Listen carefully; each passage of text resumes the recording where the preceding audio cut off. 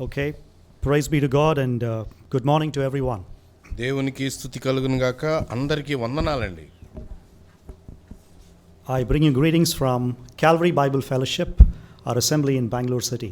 బెంగళూరులో మా స్థానిక సంఘం కల్వరీ బైబిల్ ఫెలోషిప్ సంఘం నుండి మీ అందరికీ ప్రేమ వందనాలు. So first of all, I want to thank the elders of this assembly మొదటిగా for inviting me here this morning.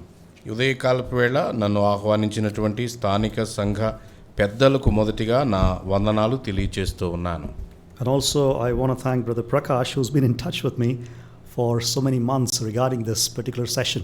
ఈ 2 రోజుల సెషన్స్ కొరకై చాలా నెలల నుండి నాతో సంప్రదిస్తున్న ప్రకాష్ గారికి కూడా నా ప్రేమ వందనాలు. This is not my first time here. ఇది నా మొదటి సందర్శన కాదు ఇది. I think I was here in the month of March or March, sometime there. ఈ సంవత్సరం ఆరంభంలో ఒకసారి ఇక్కడికి రావటం జరిగింది. And I think I was here over a weekend again for two days. 2 రోజులు ఒక వారాంతపు కూడికకి నేను వచ్చినట్టు గుర్తు. So it's good to be here again, to see you all, to see some familiar faces. మీ అందరినీ చూడడం, అలాగే నాకు ముఖ పరిచయం ఉన్న వారిని చూడడం నాకు చాలా సంతోషాన్ని ఇస్తుంది. And there's an even more familiar face standing next to me, translating for me here. బాగా పరిచయమైనటువంటి ముఖం జాన్లీ ఇక్కడ ఉన్నాడు, దానికి కూడా సంతోషం. All right, so again it's an honor to speak alongside the other speakers. తోటి వర్తమానికులతో కలిసి వాక్యాన్ని పంచుకోవటం నాకు ఎంతో ఆనందాన్ని కలిగిస్తుంది. It's always an honor to preach God's word anywhere. ఎక్కడైనా దేవుని వాక్యాన్ని ప్రకటించటం గొప్ప ఘనత. Now, I'm not going to preach from a passage this morning. ఈ ఉదయకాలపు వేళ ఏదో ఒక భాగం నుండి నేను మీకు వర్తమానం అందించటం లేదు. That'll be done tomorrow morning. అది బహుశా రేపు జరగవచ్చు during our worship session. రొట్టె విరిచే కూటం ఆ సందర్భంలో. But we're going to do more like a workshop here. ఇక్కడ మనమందరం కలిసి ఒక విషయాన్ని చర్చించి అవగాహన చేసుకునే వర్క్ షాప్లోనికి వస్తున్నాం. So this is to teach how to fish. Fish. Yeah. చేపలు పట్టటం ఎలా అనే దాని గురించి బోధన. This is not just serving you fish to eat, but teaching you how to fish for yourself. చేపలు అనగానే తినే చేపలు కాదు. No, I'm saying this is not serving you fish, cooked fish. That's what I'm saying. Okay, say it. వండిన చేపలు కాదు. Yeah. వండిన ఈయనకి తెలుగు వస్తే అదే ప్రాబ్లం ఇంత నా నెలనోటి ఈయన. You can repeat brother. What I meant was okay, so we'll teach you how to fish. That was the idiom I wanted to use in English. Yeah. ఇంగ్లీష్లో చేపలు పట్టటం ఎలా అనే దాని గురించి ఆలోచన చేస్తాను. It is one thing to know how to eat cooked fish. వండిన చేప తినటం ఎలా అనేది ఒకటి. When somebody serves you, ఎవరైనా మీకు పెడితే. but it's a totally different thing to go and fish for yourself. తినటం వేరు, పట్టడం వేరు అని చెప్తున్నారు. Right? So this session is intended to teach you how to fish in one sense. కాబట్టి ఈ సెషన్ ఒక కోణంలో గనక చూస్తే చేపలు పట్టటం ఎలా అనే దానికి కనబడుతుంది. When you look at the biblical sense of it, దేవుని వాక్య కోణంలో మనం చూసినప్పుడు it is not just sitting here and listening to somebody who preaches God's word. ఎవరో దేవుని యొక్క వాక్యాన్ని చెప్తూ ఉంటే మనం వినటం అనేది కాదు ఇక్కడ. That's a very good thing. అది ఒక రకంగా మంచిదే, కానీ It's a noble thing. అది గొప్ప విషయం కూడా. And it's absolutely essential for the life of the church. సంఘములో విశ్వాసులకు వాక్యం వినటం అనేది అత్యవసరం కూడా. But you need to study the word for yourself as well. అదే సమయంలో ప్రతి విశ్వాసి లేదా నీవు నీ మట్టుకు వాక్యాన్ని కూర్చుకోవటం చాలా ప్రాముఖ్యం. There must be a time of reading your word. దేవుని యొక్క వాక్యాన్ని చదువుకునే ఒక సమయం రోజులో నీకు ఉండాలి. There must be a time of meditation of God's word. దేవుని యొక్క వాక్యాన్ని ధ్యానం చేసే సమయం కూడా ఉండాలి. There must be a time of studying God's word for yourself. అంత మాత్రమే కాదు, నీవుగా సొంతానికి దేవుని యొక్క వాక్యాన్ని ధ్యానం చేసే కార్యం ఉండాలి. So that's what we're going to do in this session and the next session as well. ఈ సెషన్లో తర్వాత సెషన్లో కూడా దానినే మనం చేయబోతూ ఉన్నాం. How to study the Bible. దేవుని యొక్క వాక్యాన్ని ఏ విధంగా ధ్యానం చేయాలి. I think I did that generally about the whole Bible in the month of February. ఫిబ్రవరిలో బహుశా బైబిల్ అంతటిని గురించి జనరల్గా నేను మాట్లాడి ఉండి ఉంటాను. How to study the Bible generally. దేవుని యొక్క వాక్యాన్ని ఎలా ధ్యానం చేయాలి. But specifically for now, ఇప్పటికైతే ప్రత్యేకంగా నిర్దిష్టంగా I'm going to look at how to study and enjoy the epistles. ప్రత్యేకంగా పత్రికలను చదువుకొని ఏ విధంగా మనం ఆనందించవచ్చు అనే దాన్ని మనం చూడబోతున్నాం. It's one thing to just read the Bible through. దేవుని యొక్క వాక్యాన్ని మొదటి నుండి చివరి వరకు అలా చదువుకోవటం అనేది ఒక విషయం, ఒక మెట్టు. And again, it's a fantastic thing. అలా చదవడం చాలా అద్భుతమైనది, మర్చిపోవద్దు. You will get an overall picture of what God's word is about in the storyline of God's redemption. ఆది కాండం నుండి ప్రకటన గ్రంథం వరకు దేవుని యొక్క విమోచన గాథ ఎంత రమ్యమైందో అర్థం చేసుకోవచ్చు. So right from Genesis to Revelation, you'll get an overall picture if you just read through it. దేవుని యొక్క వాక్యాన్ని ఆది కాండం నుండి ప్రకటన గ్రంథం వరకు చదువుతుంటే దేవుని విమోచన గాథ మనం ఎంజాయ్ చేయవచ్చు. But we must study it as well. అదే సమయంలో నిలిచి ధ్యానం చేయాల్సింది కూడా ఉంది. Study of God's word is essential for our spiritual growth. దేవుని యొక్క వాక్య ధ్యానం ఆత్మీయంగా మనం ఎదగటానికి అవసరం. You know, the New Testament gives several word pictures about it. క్రొత్త నిబంధన గ్రంథంలో Word pictures. కొన్ని పటాలు అక్షరాల రూపంలో రాయబడ్డాయి. And that is, అదేమిటి అంటే there are apostles who tell us not to merely drink milk, but eat the meat of God's word. దేవుని వాక్యాన్ని గురించి అపోస్తలులు ఏం చెప్పారంటే, మీరు పాలు మాత్రమే కాదు బలమైన ఆహారం కూడా తినాలి అని చెప్పారు. Eat meat. మాంసాన్ని కూడా మీరు తినండి. Now, for example, a baby is born. ఒక ఉదాహరణకి ఒక పాప పుట్టింది, పుట్టాడు. పుట్టాడు, it's all the same thing. Yes. Okay. So a baby is born. ఒక బేబీ పుట్టడం జరిగింది. And you give the baby milk. పాలు ఇస్తారు. Right, for nourishment. ఎదగాలని. How long? ఎంతకాలం? 6 months. 6 నెలలు. Okay, I have 2 boys. ఇద్దరు కుమారులు ఉన్నారు దేవుని దాసునికి. We gave them two for 6 months. వారికి 6 నెలల పాటు పాలు ఇస్తూ వచ్చారు. And after that, ఆ తర్వాత some semi-solids. తర్వాత కొంచెం గట్టి పదార్థం అలవాటు చేశారు. Right? And when they are 9 months to 1 year, 9 నెలలు నుంచి అలాగే 12 నెలలు, 1 సంవత్సరం అయ్యే వరకు they should start eating solid food. వారు కొంచెం గట్టిగా ఉండే ఆహారాన్ని తినటం అలవాటు చేసుకున్నారు. Right? If they don't eat solid food, ఒకవేళ బలమైన ఆహారం తినటం వాళ్ళకి అలవాటు కాకపోతే what do you do to the baby? పిల్లల విషయంలో ఏం జరుగుద్ది? మీరు ఏం చేస్తారు? Take him to a doctor. Doctor దగ్గరికి తీసుకుని వెళ్తారు. Yes or no? అవునా కదండి? Right? There is something abnormal about the baby. ఆ బిడ్డ ఆ వయస్సుకు చేయాల్సినవి చేయలేకపోతుంది. Something abnormal. అసాధారణంగా ఉంది బిడ్డ పరిస్థితి. The baby still wants milk while he should be eating solid food. బలమైన ఆహారం తినే వయసు వచ్చినా పాలు మాత్రమే తాగడానికి అలవాటు పడింది. When the baby is 5 years old, 5 ఏళ్ళు అయిపోయింది ఇప్పుడు బేబీకి. Still if the baby wants milk and not solid food, ఇంకా పాలే కావాలి, బలమైన ఆహారం జీర్ణించుకోలేకపోతుంది. is it something normal? ఇది సహజమా? No. You know, that's what's happening in our churches today. మన సంఘాలలో నేడు మన యొక్క పరిస్థితి ఇదే. We've been Christians for long. ఏళ్ళు తరబడి క్రైస్తవులం. We've been believers for long. విశ్వాసులం ఏళ్ల తరబడి. It's been 15 years since we got baptized. 15 ఏళ్ళు అయింది బహుశా బాప్తిస్మం పొంది ఉండి కూడా. But in terms of our spiritual food, we still want to drink milk. కానీ వాక్యాహారం దగ్గరకు వచ్చేసరికి దీనిలో పాలను మాత్రమే అరిగించుకోగలుగుతున్నాం. Is that something normal? ఇలాగ ఇన్నేళ్ళు వచ్చినా పాలే తాగుతున్న నీవు సామాన్యంగా ఉన్నట్లా? No, we shouldn't be. మనం ఉండకూడదు. Then there's something wrong with us.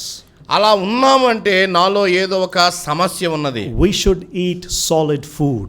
బలమైన ఆహారం మనకు తగి ఉన్నది. And that only comes from God's word and study of God's word. ఆ బలమైన ఆహారం దేవుని యొక్క వాక్యాన్ని ధ్యానం చేయడం ద్వారా దొరుకుతుంది. Now there are some ways and methods to study God's word. దేవుని యొక్క వాక్యాన్ని ధ్యానం చేసే కొన్ని పద్ధతులు ఉన్నాయి. And we'll briefly look at some of them, especially in terms of the epistles. పత్రికలను ఎలా ధ్యానం చేయాలి అనే విషయాన్ని క్లుప్తంగా నేను మీ ముందుకు తీసుకుని వస్తాను. All right, so that's what the session is about. ఈ సెషన్ అంతా కూడా పత్రికలను ఎలా ధ్యానం చేయాలి అనేది అంశం. Now let's set some ground rules here for the session. Ground rules. Ground. మనం ఈ సెషన్ ప్రారంభించే ముందు కొన్ని ప్రాథమికమైన నియమాలు అర్థం చేసుకోవాలి. Can you all hear me at the back also? అందరూ వింటున్నారండి? No, can you hear me? వినిపిస్తుందా? వినిపిస్తుందండి. Okay. All right. So we'll set some ground rules here. ఈ సెషన్కి వెళ్ళే ముందు ప్రాథమికమైన నియమాలు పాటించాలి. The first thing is, మొదటిది, if you don't understand something, ఏదైనా మీకు అర్థం కాకపోతే please raise your hand immediately. మీరు వెంటనే చెయ్యి పైకెత్తాలి. This is a teaching session, a practical session, so please raise your hand ఇది immediately. బోధన సమయం. మీకు ఏదైనా అర్థం కాకపోతే మీరు ప్రాక్టికల్ గా ఉండండి, చెయ్యి ఎత్తి చెప్పండి. Okay, brother, sister, anyone, okay? Please ఎవరైనా raise your hand. పర్వాలేదు, మీకు అర్థం కాకపోతే చెప్పండి. And I'm willing to repeat that even 4 or 5 times if you don't నేను understand. 4-5 సార్లైనా దాన్ని వివరించడానికి, రిపీట్ చేయడానికి ప్రయత్నం చేస్తాను. Secondly, రెండవది, for the sake of everyone, అందరి కొరకు కూడా, okay, I know some of you are well educated, some of you may not be, so for the sake of everyone generally, I will go a little slower. బాగా చదువుకుని త్వరగా గ్రహించే వాళ్ళు ఉండొచ్చు, నెమ్మదిగా గ్రహించే వాళ్ళు ఉండొచ్చు. కాబట్టి అందరి కొరకై నేను నెమ్మదిగానే వెళ్తాను. Okay, we'll go at a general slow pace. నెమ్మదిగా అందరికి అర్థమయ్యే ఆ స్పీడ్లోనే, ఆ పేస్లోనే మనం వెళ్దాం. Thirdly, మూడవది, I want you all to take notes, please. మీరందరూ కూడా నోట్స్ రాసుకోవాలి అని మనం చేస్తున్నాను. Okay, take out a paper, a pen, all of those things. Paper తీసుకోండి, పెన్ తీసుకోండి, అవసరమైన మెటీరియల్ దగ్గర పెట్టుకోండి. See, this is not a session where you can just listen and walk away. కేవలం వినేసి వెళ్ళిపోవటం అనే పని ఇప్పుడు చేయొద్దు. For this session, not for this session. ఈ సెషన్ వరకు You need to write it down. మీరు రాసుకోవాల్సి ఉంటుంది. And I will give you some time for doing things by yourself, a small assignment. చిన్న చిన్న పనులు అప్పగిస్తాను, మీకు మీరుగా సొంతంగా సమయం ఇస్తాను, దానిలో మీరు చేయాలి. Okay, so do you have books, pens? Books, pens ఉన్నాయండి? Yes? No? లేని వాళ్ళు పక్క వాళ్ళకి చెప్పండి. We'll start then, all right? ప్రారంభిద్దామండి. So how to understand New Testament epistles? క్రొత్త నిబంధన పత్రికలను ఏ విధంగా మనం అర్థం చేసుకోవాలి? Before we move to the epistles, పత్రికల్లోనికి మనం వెళ్ళే ముందు I want to remind you that the Bible has 66 books contained within it. Bible గ్రంథము అనగానే 66 గ్రంథాల సముదాయము అని గ్రహించాలి. So it's a library of 66 books. చెప్పాలి అంటే 66 గ్రంథాల గ్రంథాలయం బైబిల్ అంటే. It was written by over 40 different authors. సుమారు 40 రచయితల ద్వారా ఈ గ్రంథాలయంలో ఉన్న గ్రంథాలు రాయబడ్డాయి. Over 1500 years. సుమారు 1500 సంవత్సరాల పాటు ఈ గ్రంథం యొక్క వ్రాత జరిగింది. In 3 different languages. 3 ప్రముఖమైన భాషల్లో రాయబడింది. Okay, most of the Old Testament was written in a language called Hebrew. పాత నిబంధన గ్రంథంలో ఎక్కువ భాగం హెబ్రీ అనే భాషలో రాయబడుతూ వచ్చింది. Just a little part of it కొంచెం, పాత నిబంధనలో కొంచెం భాగం was written in a language called Aramaic. అరమాయికు అనే భాషలో రాయబడింది. It's almost like a sister language of Hebrew. Hebrew భాషకి దగ్గరగా సమాంతర భాష ఈ Aramaic. Okay, Jesus, when he was on this earth, he spoke Aramaic quite often. ప్రభువైన యేసు క్రీస్తు శరీరధారిగా భూమి మీదకి వచ్చినప్పుడు ఆయన మాట్లాడిన భాష Aramaic. Okay, so Old Testament, majority of it, almost 99.9% of it, 5% of it is in Hebrew, the rest of it is in Aramaic. దాదాపుగా 99% పాత నిబంధన అంతా కూడా హెబ్రీ భాషలో రాయబడింది. మిగతా భాగం కొంచెం అది అరమాయిక్ భాషలో రాయబడింది. The New Testament క్రొత్త నిబంధన was written in a language called Koine Greek. Koine Greek అనే భాషలో రాయబడింది. Koine means common Greek. కోయినే అంటే వ్యవహారిక భాష. Common Greek, correct. వ్యవహారిక భాష Greek. This is different from classical Greek and Doric Greek and all of those things. Doric. Doric సాంప్రదాయ Greek గాని డోరిక్ గ్రీకు గాని కాదు, ఇది వ్యవహారిక గ్రీకు భాషలో రాయబడింది. This was spoken by the common people, the fishermen, the merchants and all of that across the Roman Empire. ఈ Greek భాషను రోమా సామ్రాజ్యంలో అతి సామాన్యులు కూడా మాట్లాడగలరు. చేపలు పట్టేవాళ్ళు, ఇంకా రకరకాల వాళ్ళు కూడా మాట్లాడుకునే ఆ గ్రీకు భాషలో క్రొత్త నిబంధన రాయబడుతూ వచ్చింది. So it was written for common people actually. నిజానికి ఇది సామాన్యుల కొరకై రాయబడినటువంటి గ్రంథం. So that's the first thing I want to tell you about the Bible generally. Bible గురించిన ఈ విషయాలు మొదట నేను మీతో పంచుకోదలిచాను. The second thing I want to remind you about is రెండవది దీని గురించి మీకు జ్ఞాపకం చేసేది ఏమిటి అంటే that the Bible that we have in our hands go on please. మన చేతుల్లో ఉన్నటువంటి దేవుని యొక్క వాక్యము is the inerrant, inspired, authoritative word of God. దేవుని యొక్క వాక్యం ఎలాంటిది అంటే దేవుని యొద్ద నుండి పొరపాటు లేని దైవ ప్రేరేపితమైనటువంటి authoritative. ఆ దేవుని అధికారముతో ఇవ్వబడింది ఈ దేవుని యొక్క వాక్యము. Okay, so when you're reading the Bible, when you're holding the Bible in your hands, always remember that you're reading the inerrant, inspired, authoritative word from God himself. దేవుని యొక్క గ్రంథాన్ని చేతిలోకి తీసుకోగానే మనందరికీ కలగాల్సిన స్పృహ ఏంటంటే దేవుని అధికారం చేత దేవుని ప్రేరణతోటి పొరపాటు లేకుండా ఇవ్వబడిన వాక్యము నా చేతిలో ఉంది అని గ్రహించాలి. If you don't believe that, అది ఒకవేళ మీరు నమ్మలేకపోతే then don't read the Bible, చదవద్దండి బైబిల్ని. because it is the word of God. ఇది దేవుని యొక్క వాక్యం. And not just any word of God, it is the inerrant word of God. ఇది ఏదో మాటలు కాదు, ఇది దేవుని యొక్క వాక్యం. And therefore we must approach it with utmost respect and honor. అందుకని దేవుని యొక్క వాక్యం దగ్గరికి ఎవరూ ఎప్పుడు సమీపించినా ఎంతో గంభీరమైన గౌరవ మర్యాదలతోనే వాక్యం దగ్గరికి చేరి రావాలి. Okay? సరేనండి? Clear so far? ఇంతవరకు అర్థమైందా? Any questions so far? ఇంతవరకు ఏమైనా ప్రశ్నలు ఉన్నాయా? Any comments from your side? మీరేమైనా చెప్పాలనుకుంటున్నారా? Okay, we'll move on. The third thing. మూడవ దానికి వెళ్ళిపోదాం. మూడవది, I said the Bible is a library of 66 books. నేను బైబిల్ గ్రంథాన్ని గ్రంథాలయం 66 గ్రంథాలయం అని చెప్పాను. Right? So the Bible has different genres or different kinds of literature. Bible గ్రంథంలో రాయబడినటువంటి రకరకాల భాషా శైలి, అలాగే రకరకాల భాషా ప్రయోగాలు ఉన్నాయి. So the Bible has the law. Bible గ్రంథంలో ధర్మశాస్త్రం ఉన్నది, The law, ధర్మశాస్త్రం ఉంది, history, చరిత్ర ఉన్నది, wisdom literature, అలాగే జ్ఞానాన్ని పంచే గ్రంథాలు ఉన్నాయి, prophetic literature. అలాగే జరగబోయే ప్రవచన సంగతులు ఉన్నాయి, రాయబడ్డాయి. It has something called the Gospels, 4 Gospels, సువార్తలు అనబడిన 4 పుస్తకాలు ఉన్నాయి, which are theological biographies about Jesus. ఈ 4 సువార్తలు యేసుక్రీస్తు ప్రభు శరీరధారిగా వచ్చిన వేదాంతపరమైనటువంటి గొప్ప సంగతులతో రాయబడ్డాయి. And then you have the history of the church in the book of Acts. అపోస్తుల కార్యముల గ్రంథంలో సంఘం యొక్క చరిత్ర కనబడుతుంది. You have the epistles, which is letters. పత్రికలు అనే ఉత్తరాలను మనం చూస్తాం. And then you have something called apocalyptic literature. తర్వాత మర్మముగా ఉండి బయటికి రాబడినటువంటి ప్రత్యక్షత సాహిత్యాన్ని కూడా చూస్తాం. Which is the book of Revelation in the New Testament. మర్మముగా ఉండి తెర తొలగించబడిన గ్రంథం ప్రకటన గ్రంథాన్ని కూడా మనం చూస్తాం. So you have different genres or different kinds of literature. ఇన్ని రాయబడ్డానికి ప్రతి గ్రంథం దాని శైలిని, వ్రాత భాషా శైలిని కలిగి ఉంది. There's poetry also in the Bible. Bible గ్రంథములో పద్య భాగం కూడా కనబడుతుంది. Psalms is poetry. ఆ కీర్తనలన్నీ కూడా పద్యాలే. There are songs written in the Bible by the servants of God. దేవుని వాక్యములో దైవ జనులు కొన్ని సంగతులను పద్యాల రూపంలో రాస్తూ వచ్చారు. So before launching into any reading or studying of any book of the Bible, Bible గ్రంథములో ఏ వాక్య భాగమైనా ఏ గ్రంథమైనా మీరు చదవడానికి బయలుదేరినప్పుడు the first thing we must understand is మొదటిగా మనం అర్థం చేసుకోవాల్సింది ఏమిటి అంటే, what kind of a literature is this? ఇది భాషా శైలిలో ఏ రకమైన ప్రయోగం దీనిలో ఉందో అర్థం చేసుకోవాలి. What kind of a literature is this?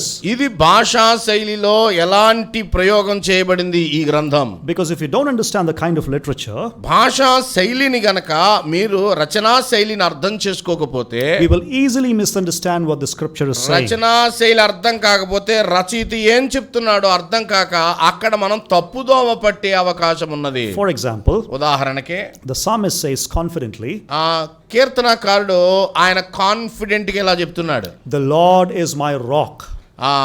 The Lord is my rock. నా దేవుడు నాకు ఆశ్రయ దుర్గము అన్నాడు. In English it's rock. English లో బండ అని చెప్పాడు. The Lord is my rock. నా ప్రభు నాకు బండగా ఉన్నాడు అని చెప్పాడు. What does that mean? దాని అర్థం ఏమిటి? Does that mean that he's a rock? దాని అర్థం ఏదో ఒక పెద్ద కొండలాంటి బండనా? No. నా దేవుడు అలా బండలా ఉంటాడనా, బండలో ఉన్నాడా? No, it's a poetic way of saying many things. చాలా విషయాలు చెప్పడానికి తన ప్రభుని ఆయన బండతో పోల్చి చెప్తున్నాడు. It's a poetic way. అది పద్య శైలి. It's poetry. అది పద్య పద్ధతి. Therefore, what the psalmist is saying there is, అందువలన కీర్తనాకారుడు ఇలా అంటున్నాడు, that the Lord is mighty. దేవుడు ఆయన బలవంతుడు అని He చెప్పదలిచాడు. is strong, ఆయన బలము కలిగిన వాడని and చెప్పాలి. therefore I can run to him. కాబట్టి నేను ఆయన యొద్దకు పరిగెత్తుకుని వెళ్తాను అని చెప్తున్నాను. I can run to him. నేను ఆయన దగ్గరికి పరిగెత్తగలను అని And చెప్తున్నాను. to say all of these things, he says, the Lord is my rock. కాబట్టి నా ప్రభులో ఇన్ని ఏర్పాట్లు నాకు దొరికాయి అని చెప్తూ నా ప్రభు ఆయన నాకు బండగా ఉన్నాడు అని The చెప్తున్నాడు. Lord is my rock. నా ప్రభు నాకు బండ. All right, so that is a way of speaking. It's poetic way of speaking. కాబట్టి ఆయన పద్య భాగములో రాయటం అనే ఒక పద్ధతిని మనం గ్రహించాలి. So we need to understand the type of literature that we are studying when we are studying the Bible. కాబట్టి దేవుని యొక్క వాక్యాన్ని మనం చదువుతున్నప్పుడు ఆ రచయిత ఆయన రచనా శైలి ఏమై ఉంటుందో మొదట అర్థం చేసుకోవాలి. So for our discussion this morning, ఈ ఉదయకాలపు వేళ మన ధ్యానానికి ఆధారంలో I'm going to look at one type of literature, నేను ఒక రకమైనటువంటి సాహిత్యాన్ని మీకు and చెప్పాలనుకుంటున్నాను. that is called the New Testament epistles. నూతన నిబంధన పత్రికలు ఏ సాహిత్య ప్రక్రియలో రాయబడ్డాయో చూడబోతున్నాం. New Testament epistles, that itself is a kind of literature. నూతన నిబంధన పత్రికలే అది ఒక రకమైన సాహిత్య శైలి. One of the reasons for starting here is, నేను ఎక్కడి నుండి ప్రారంభించడానికి కారణాలలో ఒకటి ఏమిటి అంటే that many people easily open their Bible and they start reading epistles generally. చాలా మంది బైబిల్ గ్రంథములో పత్రికలతోటి ప్రారంభిస్తారు. Because they think it's easy to understand. ఇది తేలిగా అర్థమవుతుంది అనే ఉద్దేశంతో. For example, anybody can understand statements like, for all have sinned and fall short of the glory of God. చూడండి ఒక వచనం, ఏ భేదము లేదు, అందరూ పాపము చేసి దేవుడు అనుగ్రహించు మహిమను పొందలేకపో. అది మా మాటను మీరు చూడండి, Easy to understand. అది అందరికీ తేలిగ్గా అర్థమయ్యే భాషే. The wages of sin is death, పాపము వలన వచ్చి జీతము మరణము. but the gift of God is eternal life in Christ Jesus అయితే our Lord. దేవుని కృపావరం మన ప్రభువైన యేసు క్రీస్తునందు నిత్య జీవం. Or live by the Spirit. ఆత్మ చేత జీవించండి, ఆత్మ వలన జీవించండి. So when we look at these statements, we think they are easy to understand, and so we start reading the epistles more often than not. కాబట్టి దేవుని వాక్యములో ఈ స్టేట్మెంట్స్ ని మీరు చూడండి, ఇవి కనబడిన ఆ భాగం చదవడానికి తేలిక అర్థమవుతుంది అని మొదట మనము గ్రహిస్తాం. And so we start reading them more అందువల్ల often. మనం అక్కడ పత్రికలతోటి ప్రారంభించడం జరుగుతుంది. But when you look at actually understanding the epistles, కానీ పత్రికలను సరిగా మీరు అర్థం చేసుకోగలిగితే they are a little more difficult to understand than we think they are. నిజానికి ఎంత తేలిగ్గా ఉంది అని అనుకుని ప్రారంభిస్తాం కానీ వాస్తవానికి అది కష్టం. For example, if you start leading a small study group on 1 Corinthians మీరు కొరింథీ మొదటి పత్రికను ధ్యానం చేయడం గనక ప్రారంభిస్తే, with a small study group, చిన్న స్టడీ గ్రూప్ గా మీరు గనక ప్రారంభిస్తూ ఉంటే you will see the difficulty in understanding an epistle. ఆ పత్రికను అర్థం చేసుకోవడం చాలా కష్టం. Generally, how to understand an epistle will be difficult. నిజానికి పత్రికను అర్థం చేసుకోవడం ఏ పత్రిక అయినా కష్టమే. So today we're going to spend some time interpreting or how to understanding how to interpret the epistles here. కాబట్టి ఈ రోజున పత్రికలతో మనం ప్రారంభిస్తాం కదా, కాబట్టి వాటిని అర్థం చేసుకోవటం లేదా వాటి యొక్క వ్యాఖ్యానం ఎలాగో మనం చూడబోతున్నాం. In the New Testament, క్రొత్త నిబంధనలో epistles are generally divided into two major categories. పత్రికలు సాధారణంగా రెండు వర్గాలుగా విభజించబడతాయి అవగాహన కొరకై. Number one, మొదటిది Pauline epistles, పౌలు పత్రికలు or letters by Paul, లేదా పౌలు చేత రాయబడిన ఉత్తరాలు. and those are 13 epistles written by Paul. సుమారు 13 పత్రికలు పౌలువి మనకి క్రొత్త నిబంధనలో కనబడతాయి, అది ఒక వర్గం. And then you have something called general epistles. ఆ తర్వాత భక్త కోటికి అంటే భక్తులందరికీ రాయబడిన పత్రికలు ఉన్నాయి. In technical language, it's also called Catholic epistles. Technical భాషలో మాట్లాడాలంటే వాటిని సార్వత్రిక పత్రికలు అంటారు. The word Catholic does not mean Catholic Church, it means general. Catholic అంటే ఆర్సిఎం అని కాదు, క్యాథలిక్ అనే పదానికి అర్థమే సార్వత్రిక అని అర్థం. So Catholic epistles means they are written to people in general. కాబట్టి సార్వత్రిక పత్రికలు అంటే ప్రపంచమంతా చెదిరి ఉన్న పరిశుద్ధులకు రాయబడిన పత్రికలు. So there are 8 of them. అవి 8 ఉన్నాయి. Right? So total we have 21 letters in the New Testament. మొత్తానికి క్రొత్త నిబంధనలో మనకి 21 పత్రికలు ఉన్నాయి. How many books are there in the New Testament? కొత్త నిబంధనలో ఎన్ని పుస్తకాలు ఉన్నాయి? 27. 27 ఉన్నాయి. And 21 out of 27 are letters or epistles. కాబట్టి 27లో 21 ఉత్తరాలు అవి. So, two reasons why we want to start with the epistles. పత్రికలతో మనం ప్రారంభించడానికి రెండు కారణాలు ఉన్నాయి. Number one, మొదటిది, letters were widely used in the ancient time. ఆనాటి దినాలలో ఎక్కువగా పత్రికలు అధికంగా వ్యవహారంలో ఉన్నాయి. Letters were used just like how they are used today. They were used pretty much in the same way in the ancient times. ఇప్పుడు మనం ఉత్తరాలు సమాచారం పంపించడానికి ఎలా రాసి పంపిస్తాం, అలాగే ఆ కాలంలో ఆదిమ సంఘ కాలంలో కూడా ఉత్తరాలు రాయటం, సమాచారం పంపించడం సాధారణమైన వ్యవహారం. Secondly, రెండవది, like I said, నేను ముందే చెప్పినట్టు 35% of the New Testament consists of letters. 35% క్రొత్త నిబంధనలో పత్రికలే ఉన్నాయి. In terms of the content, the volume of writings. రాయబడినటువంటి పుస్తకాలు అది ఎంత శాతం అని అంటే 35% కనబడుతుంది. Now, first of all, I want to talk about understanding the epistles.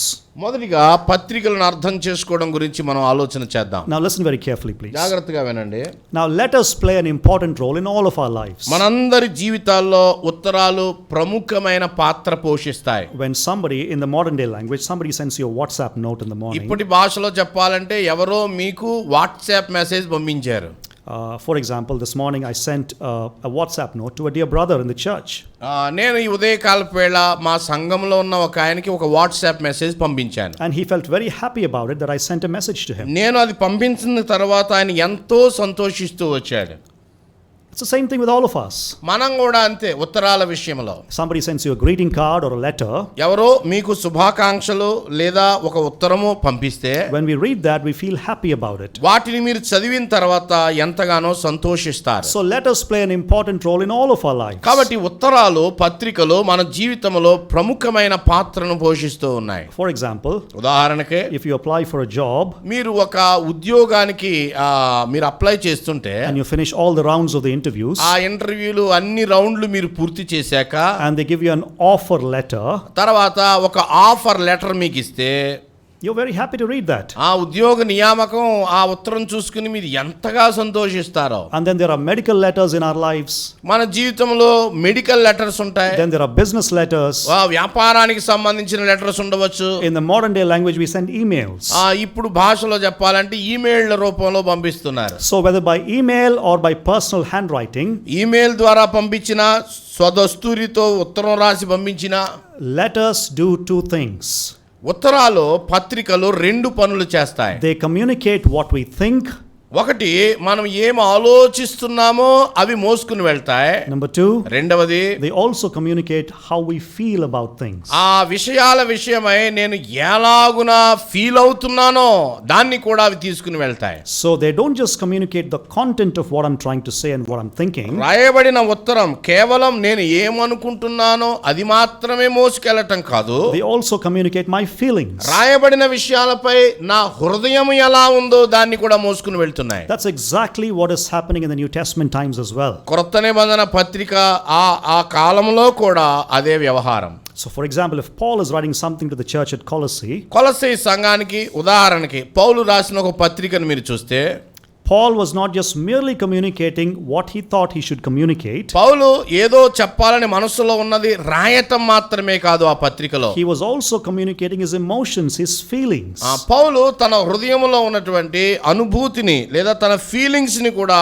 పంపిస్తున్నాడు ఉత్తరం ద్వారా. For example, if you look at Philippians, Philippi పత్రికను ఉదాహరణకు మీరు చూస్తే, in Philippians 1:3, Paul says, I thank my God every time I remember, full of emotions. పౌలు వారి గురించి చెప్తూ, మీ గురించి నేను దేవుని ఎదుట జ్ఞాపకం చేసుకున్నప్పుడల్లా మానక కృతజ్ఞతాస్తుతులు చెల్లించుచున్నాను. తన అనుభూతిని పంచుకుంటున్నాడు. So let us play an important role in our lives. మన జీవితంలో ఉత్తరాలు ప్రముఖమైనటువంటి భాగాన్ని కలిగి ఉన్నాయి. And they played a very important role in the New Testament times as well. కొత్త నిబంధన గ్రంథంలో కూడా అలాగే ఉత్తరాలు ప్రముఖమైనటువంటి భాగాన్ని కలిగి So we ఉన్నాయి. need to understand what these epistles are. కాబట్టి ఈ ఉత్తరాలు ఏంటో మనం అర్థం చేసుకోవాలి. Firstly, మొదటిది, when you look at the nature of the epistles, ఈ పత్రికలు వాటి యొక్క స్వభావాన్ని చూస్తే, the New Testament epistles were comparable to the other ancient letters. కొత్త నిబంధన పత్రికలు పురాతన కాలంలో ఉన్నటువంటి ఉత్తరాల నమూనాను కలిగి ఉంటాయి. Okay, it's the same pattern. పురాతన సెక్యులర్గా ఉన్నటువంటి ఉత్తరాల పద్ధతి ఎలా ఉంటుందో ఈ పత్రికల పద్ధతి కూడా అలాగే ఉంటుంది. What I mean by that is, నేను అలా అంటున్నప్పుడు అర్థం ఏంటంటే, when the New Testament writers were writing epistles, కొత్త నిబంధన రచయితలు పత్రికలు రాస్తూ ఉన్నప్పుడు they were not inventing something new. వారు ఏదో కొత్త పద్ధతిని వాళ్ళు కనుగోలేదు. They were writing in the way the other letters were being written in their culture. వారి సంస్కృతిలో వారు ఉన్న దినాలలో ఉత్తరాలు రాసే పద్ధతి ఎలా ఉందో అలాగునే వాళ్ళు రాస్తూ వచ్చారు. You know, in the archaeological diggings, పురావస్తు తవ్వకాలలో some 14,000 ancient letters from the New Testament times were found. కొత్త నిబంధన కాలానికి సంబంధించి 14,000 రాతలు దొరికాయి. 14,000 letters, personal letters. వ్యక్తులు సంఘాల్లో ఉన్న విశ్వాసులు అన్నట్టుగా రాసుకున్న ఉత్తరాలు 1,400 ఉత్తరాలు లభ్యమయ్యాయి. 14,000 even outside the church. బయట కూడా ఉన్నటువంటి ఉత్తరాలు. When you put all of these together, వీటన్నిటిని గనక ఒక చోట పెట్టగలిగితే they had the same format in which they were written. అవన్నీ కూడా ఒకే పద్ధతిలో రాయబడుతూ వచ్చాయి. For example, even in the modern day, నేటి దినాల్లో కూడా మీరు చూడండి, if you're writing a formal letter, మీరు అధికారపూర్వకమైన ఒక ఉత్తరం రాయాలి అని అంటే, for example, if brother Prakash is writing a letter to his HOD, Prakash గారు వారి యొక్క పైన ఉన్నటువంటి ఆయనకు ఒక ఉత్తరం రాయాల్సి వస్తే, it's a formal letter. అది ఫార్మల్ లెటర్ లోనే ఆ పద్ధతిలోనే రాయాలి. There is a format in which you write. ఆ ఫార్మాట్ ఒకటి ఉంది, ఆ పద్ధతినే వారు అనుసరించాల్సి ఉంటుంది. That's the same thing that's happening in the New Testament. క్రొత్త నిబంధనకి కూడా అదే సంభవిస్తూ వచ్చింది. So the New Testament writers were not inventing something new. కాబట్టి క్రొత్త నిబంధన పత్రికల రచయితలు కొత్త పద్ధతిని ఏమీ కనుగోలేదు. They were just using a standard format of letter writing that was there in their time. వారి కాలములలో ఉత్తరాలు రాసే పద్ధతినే వాళ్ళు అనుసరిస్తూ వచ్చారు. But when you compare the New Testament letters with the ancient secular letters, కొత్త నిబంధన కాల ఉత్తరాలు అలాగే ఆ కాలంలో ఉన్నటువంటి పురాతన ఉత్తరాలను మీరు పోల్చి చూస్తే, the New Testament letters are slightly longer than their ancient counterparts. ఆనాటి ఉన్నటువంటి ఉత్తరాల కంటే కొత్త నిబంధన పత్రికల ఉత్తరాలు అవి సుదీర్ఘంగా ఉంటూ వచ్చాయి. Longer than their secular counterparts. లోకములో ఉన్న ఉత్తరాల కంటే బైబిల్కి సంబంధించిన ఉత్తరాలు సుదీర్ఘంగా ఉంటూ వచ్చాయి. For example, ఉదాహరణకే the shortest letter written by Paul, పౌలు చేత రాయబడిన చిన్న ఉత్తరం, what is it? ఏంటది? Very good, Philemon. ఫిలోమోను. Okay, in the Greek language it has 335 words. 335 పదాలతో గ్రీకు భాషలో ఉన్న ఉత్తరం అది. 335 words, that's all. అంతే, 335 పదాలు మాత్రమే ఉన్నాయి ఆ ఉత్తరం. Do you know what is the longest letter written by Paul? పౌలు చేత రాయబడిన పెద్ద పత్రిక ఏమిటో మీకు గుర్తుందా? That's a good guess, 1 Corinthians, but it's not. Romans is the right answer. కొరింథీ మొదటి పత్రిక దాదాపు అంత పెద్దదే, కానీ ఇంకా అసలైన పెద్దది చెప్పాల్సి వస్తే రోమా పత్రిక. 7,114 words in the Greek language. 7,114 Greek పదాలు ఉన్నాయి. Okay, 7,114, the longest letter in the New Testament. క్రొత్త నిబంధనలో సుదీర్ఘమైనటువంటి ఉత్తరం 7,114 గ్రీకు పదాలు. When you look at the average wordings of Paul in all the 13 letters, 13 పత్రికల్లో పౌలు వాడినటువంటి ఆ పదాల యావరేజ్ని, సగటును కనుక మీరు చూస్తే, it's almost about 2,500 words. ప్రతి ఉత్తరానికి 2,500 సుమారుగా వస్తాయి అన్ని పదాలు ఉపయోగించినట్టుగా. Average, okay, between 335 and 7,000, it averages out to 2,500. కాబట్టి సగటున ఆ నంబర్ చెప్పబడుతుంది. Okay, so 2,500 generally. కాబట్టి 2,500. My point is, ఇక్కడున్న అంశం ఏంటంటే, the New Testament letters were longer than their ancient secular counterparts. క్రొత్త నిబంధన పత్రికలు ఆనాడు ఉన్న లోకంలో రాయబడిన పత్రికల కంటే సుదీర్ఘంగా ఉంటాయి. Secondly, రెండవది, before I go there, I want to give you something else. One second. Okay, I'll do that later. Second thing, రెండవది, the New Testament letters were authoritative substitutes for personal presence. authoritative substitute. I'll explain that. Okay. కొత్త నిబంధన పత్రికలో అధికారం, ఒక వ్యక్తిగతమైన అధికారంతో ఉంటాయి. It is an authoritative substitute for the personal presence. ఉత్తరం రాసిన ఆయన ఉత్తరాన్ని పంపేటప్పుడు తన తరపున ఒక అధికారం ఇచ్చి అతడు ఆ ఉత్తరాన్ని పంపిస్తాడు. I'll give you an example. ఉదాహరణ చెప్తాను. My wife has a very good friend. My wife. దేవుని దాసుని యొక్క భార్య చాలా మంచి స్నేహితురాలు. She has a very good friend. ఆమెకు ఒక మంచి స్నేహితురాలు ఉంది. Okay, her friend was living in the US. ఈమె స్నేహితురాలు US లో ఉంటుంది. She was getting married. ఆమె వివాహం కాబోతా ఉంది. And she sent us a card. ఆమె ఒక కార్డు పంపించింది. So please come to the US for my wedding. నా వివాహానికి మీరు US రండి అని పంపించింది. We couldn't go there. వెళ్ళలేము. No visas, many things were there, so we couldn't go. వెళ్ళలేము, అంత తేలిక కాదు అక్కడికి వెళ్ళటం అంతా. And so my wife wrote down a letter, handwritten letter, and sent it through mail for her. కాబట్టి దేవుని దాసుని భార్య చేతి వ్రాతతోటి ఒక ఉత్తరాన్ని రాసి మెయిల్ పంపించింది. And she received that letter, her friend. ఆమె స్నేహితురాలు ఆ ఉత్తరాన్ని అందుకుని And then she said this. ఆమె ఇలా చెప్పింది. When I read this letter, నేను ఈ ఉత్తరాన్ని చదివినప్పుడు it was as though you were sitting in front of me and speaking these words out to me.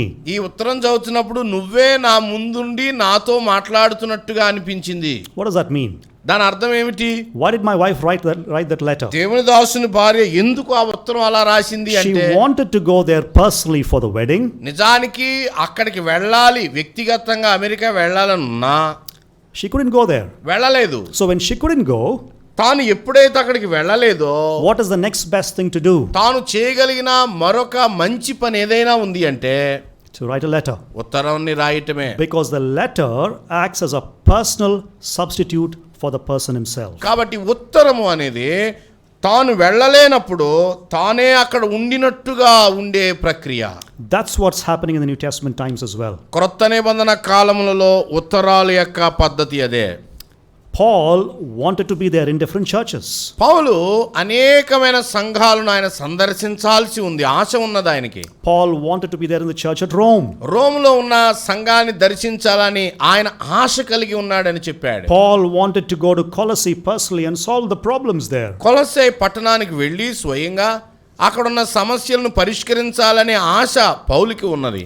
Peter also wanted to do that. పేతురు కూడా వెళ్ళి దర్శించాలని ఆశ కలిగి ఉన్నాడు. But they are human beings, they couldn't be in all places at all times. కానీ వాళ్ళు నరమాత్రులు కాబట్టి వాళ్ళు ఒకేసారి అన్ని చోట్లకి వాళ్ళు వెళ్ళలేరు, And ఉండలేరు. sometimes Paul found himself in prison as well. కొన్నిసార్లు దాదాపు ఎక్కువ సార్లు పౌలు చెరసాల్లోనే ఉంటూ వచ్చాడు. So what is the next best thing to do when you couldn't go there personally? వ్యక్తిగతంగా ఒక చోటికి మనం వెళ్ళలేనప్పుడు మనం చేయగలిగిన ఒక మంచి శ్రేష్టమైన పని ఏమైనా ఉంది అంటే They wrote a letter. ఉత్తరాలు రాశారు. So letters were personal substitutes for their own presence. కాబట్టి ఉత్తరాలు అనేది తాము వెళ్ళలేనప్పుడు తామే అక్కడికి వెళ్ళినట్టుగా భావన కలిగించేది. So a letter provided a way for the apostles to minister to the churches from a distance. కాబట్టి ఉత్తరము అనేది దూరములో ఉన్నటువంటి ఒక వ్యక్తి చేత సందేశాన్ని వాళ్ళు పొందటం. The apostles could minister to the churches from a distance through the letters. అపోస్తలులు పరిచర్య దూరము నుండి కూడా కొనసాగిస్తూ వచ్చారు ఉత్తరాల ద్వారా. They couldn't serve personally in the churches. వారు సంఘములోనికి వెళ్ళి వ్యక్తిగతంగా పరిచర్య చేయలేనప్పుడు And therefore they sent letters. వారు అలాంటి సందర్భములలో పత్రికల ద్వారా పరిచర్య చేశారు. But hear me please. ఇక్కడ జాగ్రత్తగా వినండి. These were not just personal substitutes for their presence. ఇవి కేవలం ఒక వ్యక్తి తరపున వ్యక్తి ఉన్నట్టుగా భావించబడే ఉత్తరాలు మాత్రమే కాదు. They were authoritative substitutes. అవి అధికారంతో ఉన్నటువంటి సబ్స్టిట్యూట్స్, బదులు ప్రత్యామ్నాయం. Why do you think Paul writes in all of his epistles, the first sentence is, Paul, an apostle of Christ Jesus? ఎందుకు పౌలు అన్ని పత్రికల్లో దాదాపుగా యేసు క్రీస్తు వలన అపోస్తలుడైన పౌలును అని పరిచయం చేసుకుంటున్నాడు? Why does he say that? ఎందుకు అంటాడు అలాగా? Because he is not writing to people who are merely friends or acquaintances. కేవలం అతడు తనకి పరిచయస్తులకు ఉత్తరం రాయటం లేదు. He is not offering merely personal opinions or advices. ఏదో తాను సలహాలు ఇవ్వడానికో వ్యక్తిగతమైన అభిప్రాయాలు పంచుకోవడానికో సొంత వ్యవహారం కాదు పౌలు పత్రికలు. They are writing as apostles. అపోస్తలుల యొక్క రాతలు అవి. Which means these are people who have been sent out to establish the church in this world by the Lord Jesus himself. ప్రభువైన యేసు క్రీస్తు చేత స్థిరపరచబడిన సంఘాలకు పంపబడుతున్న ఉత్తరాలు ఇవి. These are people who've been sent out to establish the church. ప్రభువైన on earth. యేసుక్రీస్తు చేత పంపించబడినటువంటి వారు వీళ్ళందరూ సంఘాల క్షేమం కొరకు. And therefore, అందువల్ల these letters ఈ ఉత్తరాలన్నీ కూడా carry the very authority of Christ himself. యేసు ప్రభు పంపాడు అనే దానికి గుర్తుగా అధికారంతో రాయబడిన ఉత్తరాలు ఇవి. So when the churches read the letters, సంఘాలు ఆ ఉత్తరాలు అందుకున్నప్పుడు or when the letters were read out in the churches, లేదా ఉత్తరాలు సంఘాలు స్వీకరించి కూడుకొని ఆ పత్రికలు చదువుకున్నప్పుడు they don't see them as mere opinions అక్కడ కేవలం మనుషుల యొక్క అభిప్రాయాలను చూడడం లేదు, or mere suggestions, కేవలం ఏవో సలహాలు ఉన్నాయి దీనిలో అన్నట్టుగా లేదా ఉత్తరాలు. but the churches must see this as the authoritative word of Christ himself, the word of God. పౌలు పత్రిక రాగానే అది క్రీస్తు స్వయంగా ఇచ్చిన పత్రిక అని సంఘాలు భావించాయి. So the letters will involve instruction, అందువల్ల ఆ ఉత్తరాల్లో వాళ్ళు ఎలాగున ఉండాలో సూచనలు ఇవ్వబడ్డాయి, warnings, హెచ్చరికలు ఇవ్వబడ్డాయి, encouragements, ప్రోత్సాహాలు ఇవ్వబడ్డాయి, doctrinal statements, ఆ సిద్ధాంతపరమైనటువంటి వ్యాఖ్యలు చేయబడ్డాయి. and all such things, because ఇవన్నీ ఉన్నాయి ఎందుకు అనంటే the apostles were writing as a representatives of Christ himself. క్రీస్తు తరఫున అపోస్తలులు అధికారాన్ని పొంది సంఘాలకి ఈ పత్రికలు రాస్తూ వచ్చారు. Is that clear? ఇది క్లియర్ గా ఉందండి. Okay, number one, మొదటిది they are comparable to the other ancient letters in terms of the format. ఆనాడు ఉన్నటువంటి లోకములో ఉన్న ఉత్తరాల రాసే పద్ధతినే కొత్త నిబంధన ఉత్తరాలు పాటిస్తూ వచ్చాయి. But కానీ the New Testament letters are usually longer than their ancient social counterparts. ఆనాడు ఉన్నటువంటి లౌకిక ఉత్తరాల కంటే క్రొత్త నిబంధన ఉత్తరాలు పోలిక ఉన్నది కానీ సుదీర్ఘంగా పెద్దగా ఉంటాయి. Okay, number two, రెండవది the New Testament letters are authoritative substitute for their personal presence. ఒక వ్యక్తికి తరఫున అధికారముతో రాయబడినటువంటి ఉత్తరాలు అవి. So they carry the very authority of the apostle, which is the authority of Christ himself. కాబట్టి ఆ ఉత్తరాలలో ఉన్న ఒక అధికారం ఉంటుంది. ఆ అధికారం ఏంటంటే క్రీస్తు అధికారం. ఆ అధికారం తరఫున అపోస్తలులు రాస్తూ వచ్చారు. When we read the letters today, మనం ఈనాడు ఈ పత్రికలు చదువుతున్నప్పుడు how do we read them? ఎలా చదువుతాం మనం? As mere suggestions? ఆ పత్రికలో దేవుడేవో మనకి కొన్ని సూచనలు ఇస్తున్నాడు ఎలా బాగా బతకాలో అన్నట్టుగా చదువుతామా? Or mere opinions by some man? లేదా ఎవరో ఒక ఆయన తన అభిప్రాయం చెప్పుకున్నాడండి అని చదువుతామా? No. ఎన్నడే అలా చేయం. These words carry the very authority of Christ. క్రీస్తు అధికారం చేత పలకబడిన మాటలు ఇవి. And therefore it is the word of God. అందుకనే ఈ పత్రికల్ని దేవుని వాక్యము అని చెప్పబడింది. It is the word of God to us. దేవుని యొక్క వాక్యము మనకు ఇది. Remember Paul tells the Thessalonians, పౌలు తెస్సలోనికేయులతో చెప్తూ ఉన్నాడు.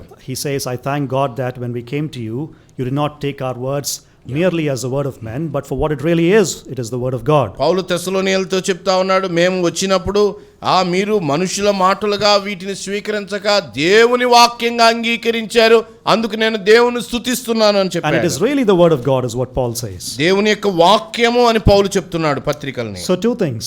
రెండు విషయాలు. Number one, they are comparable to other ancient letters. మొదటిది ఆనాడు ఆ కాలంలో ఉన్న లౌకికమైన ఉత్తరాలు లాంటివే ఈ ఉత్తరాలు కూడా. Number two, రెండవది they are authoritative substitute for the personal presence. అలాగే ఒక వ్యక్తికి బదులుగా అధికారంతో మరొక ఆయన రాయటం. Okay, any questions so far? Is that clear? అది క్లియర్ గా ఉందండి? Yes. ఎస్ ఆర్ నో ఏదో ఒకటి చెప్పండి. Yes. Okay. Number three, మూడవది they are situational letters or occasional letters. I'll explain that.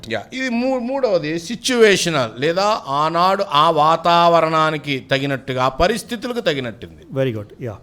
What does that mean? దాని అర్థం ఏమిటి? It means that Paul did not just wake up one morning. ఇది ఎలా ఉండదంటే పౌలు పొద్దున్నే ఒక రోజు లేచి I have a lot of time today, ఈ రోజు నాకు చాలా టైం ఉంది, so let me pick up a pen and paper and write some letter to somebody. కాబట్టి పెన్ను పేపర్ తీసుకుని కొన్ని ఉత్తరాలు రాసి కొంతమందికి తోసేద్దాం అనుకోలా. No, అలా చేయలేదు. it never happened that way. పౌలు ఎన్నడే పత్రికలను ఆ పద్ధతిలో రాయలేదు. Every letter in the New Testament క్రొత్త నిబంధనలో ప్రతి ఉత్తరం కూడా was written because there was a necessity to write that.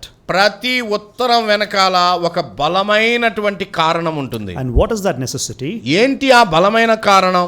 Usually at the recipient side, ఎవరైతే ఆ సంఘములో ఆ ఉత్తరాన్ని తీసుకునే వాళ్ళు ఉంటారో, or in the recipient church, లేదా ఏ సంఘం అయితే ఆ ఉత్తరాన్ని అందుకుంటుందో, there was a problem that need to be corrected. ఆ సంఘములో సరిదిద్దబడాల్సిన ఏదైనా ఒక సమస్య ఉండి ఉండవచ్చు. A doctrine that had to be taught.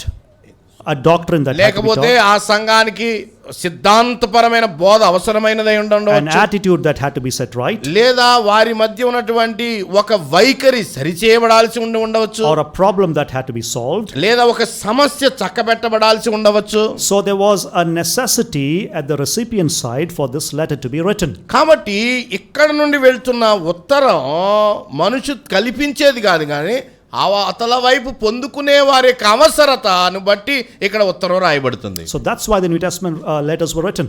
అలాగున క్రొత్త నిబంధన గ్రంథములో ఉన్న పత్రికలు రాయబడుతూ వచ్చాయి. There was a requirement, there was a necessity on the side of the recipients for this letter to be written by Paul or Peter or somebody.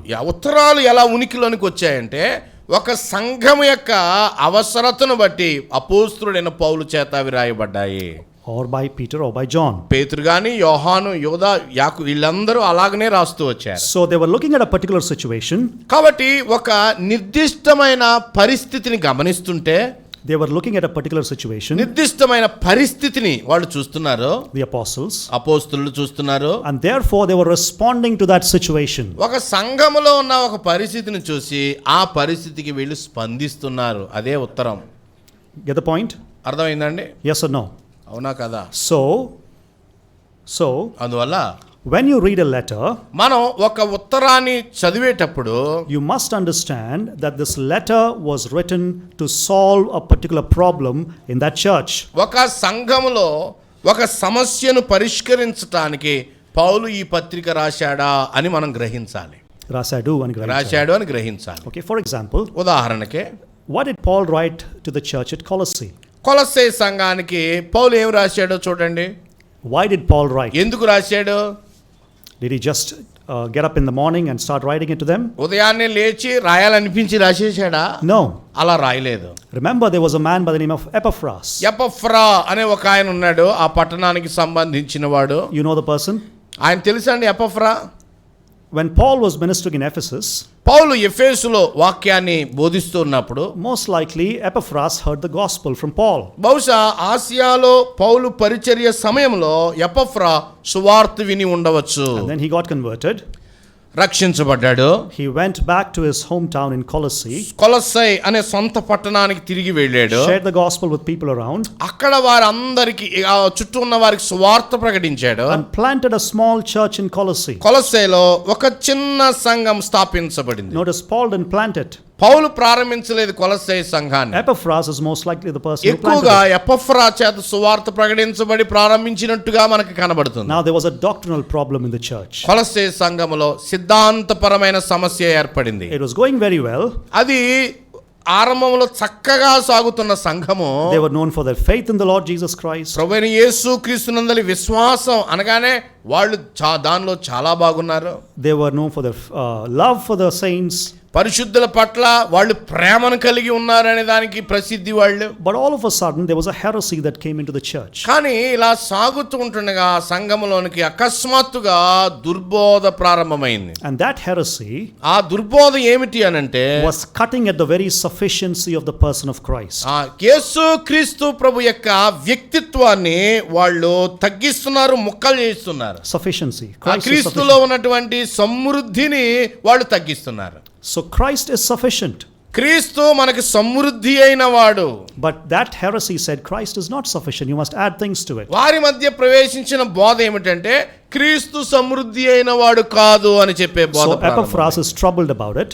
ఈ విషయంలో ఎపఫ్రా ఎంతో కలత చెందాడు. He travels all the way to Rome where Paul is in prison. పౌలు రోమా చెరసాల్లో ఉంటుండగా కొలసే పట్టణం నుండి రోమా పట్టణం వరకు అతడు ప్రయాణం చేసుకుంటూ వెళ్ళాడు. It's a long journey. సుదీర్ఘమైన ప్రయాణం. But he goes there. వెళ్ళాడు. Sits with Paul in prison. పౌలు చెరసాల్లో ఉన్నాడు కాబట్టి and says, "Dear apostle, అయ్యా పౌలు గారు, the church that I planted నేను ప్రారంభించినటువంటి సంఘం ఒకటి ఉన్నది, is going through a lot of doctrinal trouble." ఎంతో సిద్ధాంతపరమైన సమస్యల గుండా వెళ్తుంది సంఘము. They are cutting at the very sufficiency of the person of Christ whom you preach. నీవు ఆసియాలో ఉన్నప్పుడు బోధించావు క్రీస్తు సమృద్ధిని గురించి.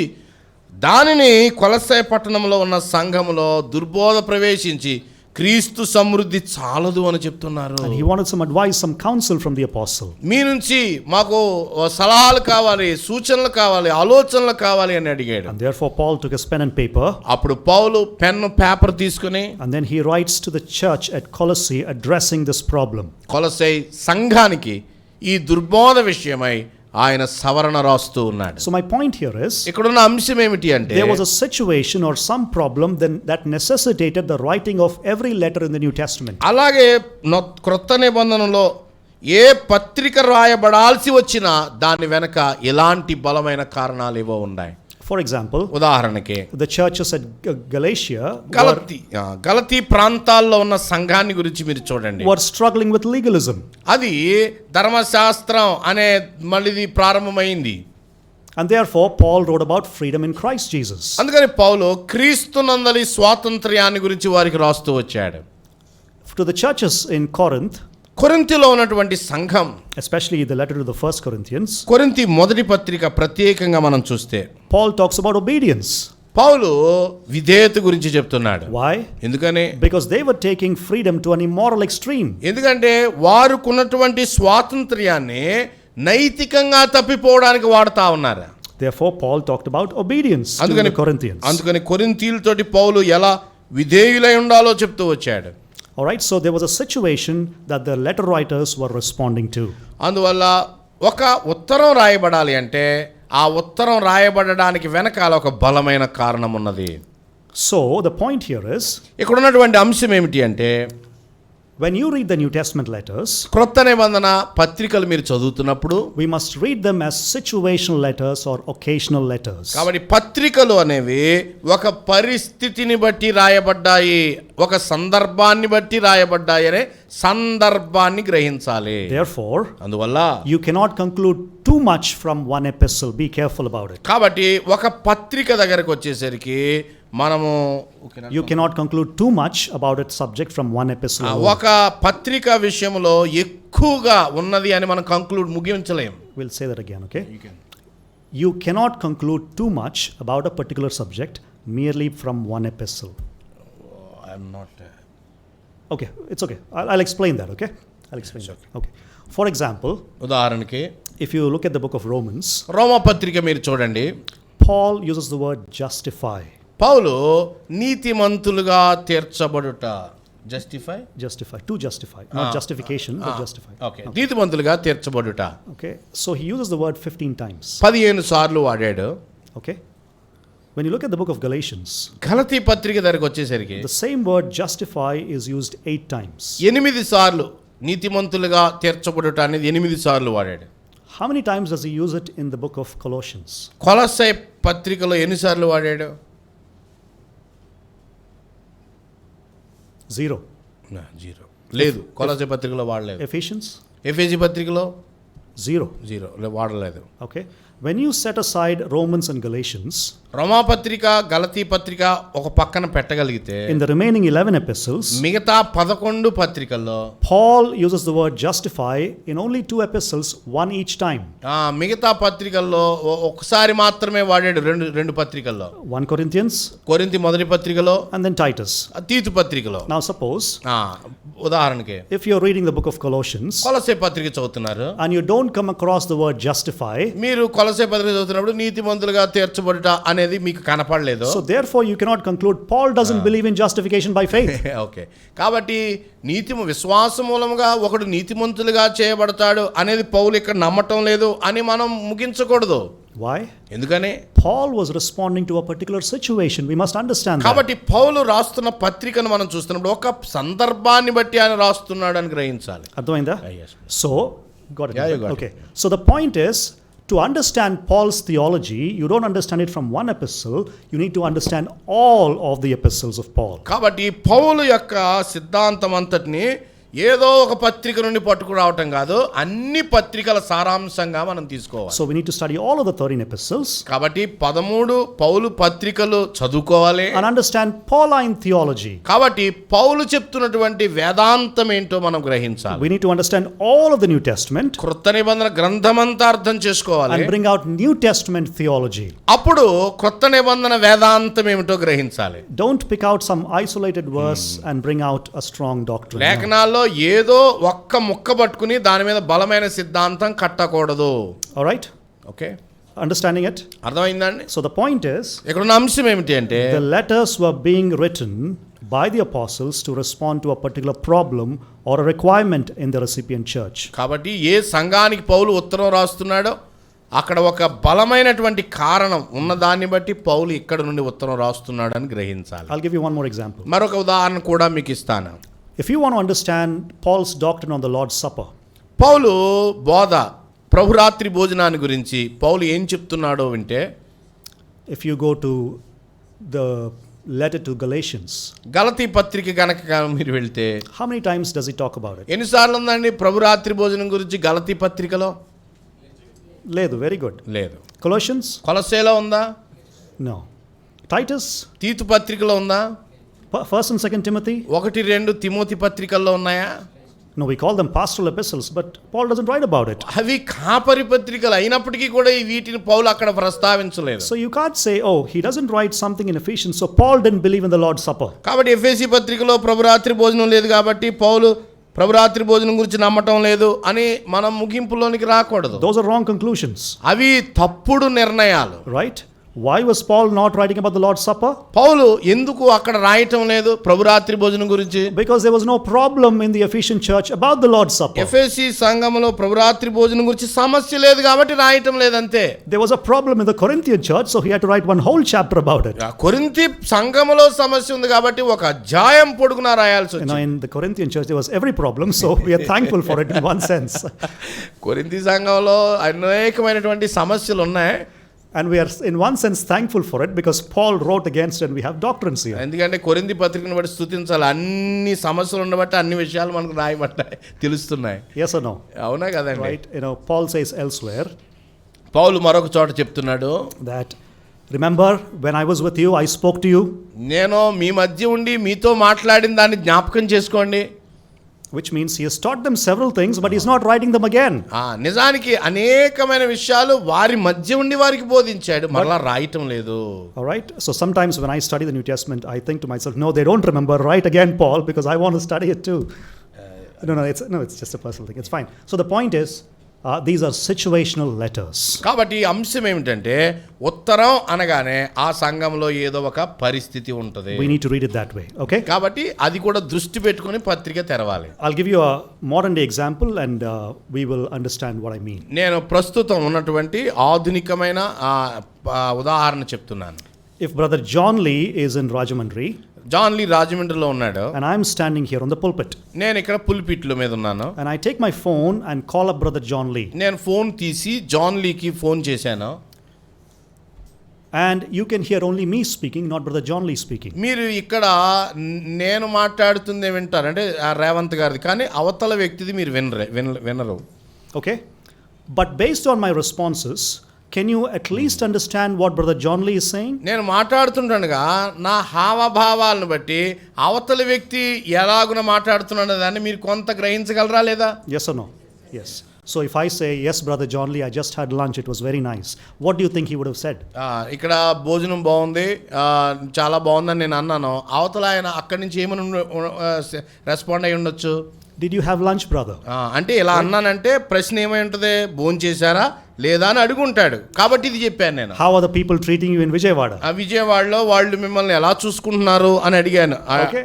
So something like that. అలాంటిది ఏదో ఆయన అడిగాడు కాబట్టి ఈ విషయాన్ని నేను ఇక్కడి నుంచి చెప్పడాన్ని మీరు వింటున్నారు. So my point is, point ఏమిటి అంటే, it is like reading the epistles is like listening to one end of a telephone conversation. కాబట్టి పత్రికలో ఈ చదవటం ఎలా ఉంటుందంటే, ఇద్దరు టెలిఫోన్ మాట్లాడుతూ ఉంటుండగా ఒక ఆయనది మనం వింటున్నట్టుగా ఉంటుంది.